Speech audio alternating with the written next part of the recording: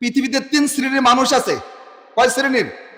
একজন মুমিন, একজন মুনাফিক, আরেকটা কাফের। বলেন কয়টা? একজন মুমিন, মুনাফিক, কাফের। আল্লাহ রাব্বুল আলামিন সূরা 3টাই দিয়েছেন, সূরাতুল মুমিনুন, সূরা মুনাফিকুন, সূরা কাফিরুন।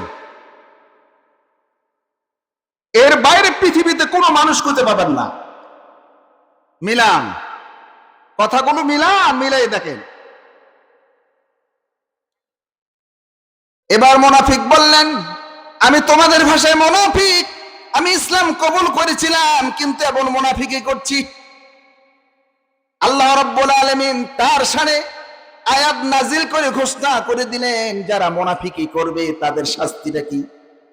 আল্লাহ পাক বলেন, ইন্নাল মুনাফিকিনা ফিদ দারকিল আসফালি মিনান নার।